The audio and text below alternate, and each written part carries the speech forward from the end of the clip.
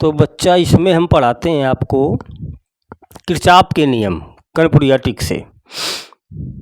तो किरचॉफ के दो नियम होते हैं, पहला होता है केसीएल और दूसरा होता है KVL. KCL Kirchhoff current law और केवीएल किरचॉफ वोल्टेज लॉ। तो इसमें सबसे पहले पढ़ते हैं KCL Kirchhoff current law, Kirchhoff का पहला नियम। तो ये धारा संबंधी है ये, तो इसे पहले नियम को हम धारा नियम भी बोल सकते हैं। क्या बोल सकते हैं? धारा नियम। तो देखते हैं पहला नियम क्या है। तो जैसे एक चित्र में दर्शाया गया है, ये एक ये वायर है, एक ये वायर है, 4 वायर दिखाए गए हैं और सभी में धाराएं प्रवाहित हो रही।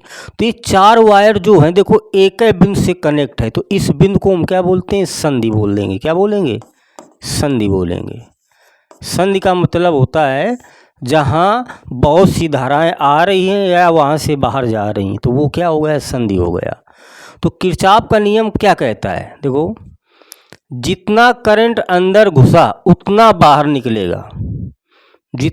ये संधि है, संधि में जितनी धाराएं अंदर जाएंगी उतनी ही बाहर निकलेंगी। बिल्कुल मोटी भाषा में समझ लीजिए।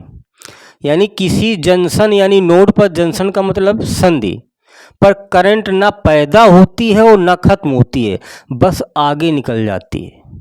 तो किरचॉफ का पहला नियम यही है कि किसी संधि पर जितनी धाराएं आ रही हैं और जितनी बाहर जा रही हैं वो क्या होती हैं? आपस में बराबर होती हैं। तो इस चित्र में देखो I1 संधि की ओर आ रही है, I2 भी आ रही है, तो इनका योग बराबर इस संधि से दूर धाराएं जा रही। कौन कौन? I3 और I4।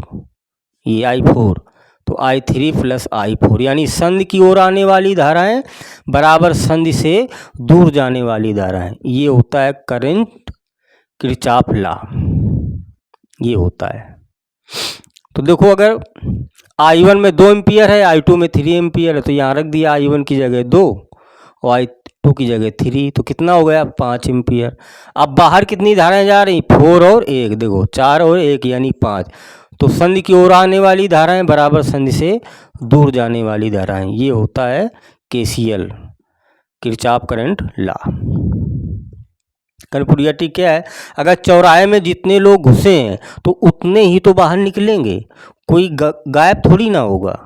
तो जितने लोग आएंगे उतने लोग जाएंगे, तो जितनी धाराएं आएंगी उतनी ही बाहर जाएंगी। ये क्या होंगे? बराबर। ये होता है केसीएल। अब केवीएल क्या होता है? Kirchhoff voltage law. इसको समझते हैं। देखो, सिंपल है, बैटरी जितना जोश देगी और रजिस्टर उतना निचोड़ लेगा। बैटरी जितनी एनर्जी देगी तो रजिस्टर का मतलब क्या होता है? प्रतिरोध, वो खत्म कर देगा। अर्थात किसी क्लोज लूप, बंद लूप में, ये देखो एक बंद लूप है, एक बंद परिपथ है, ये इसको हम लूप बोल सकते हैं। वोल्टेज गेन और वोल्टेज ड्रॉप का कुल योग 0 होता है।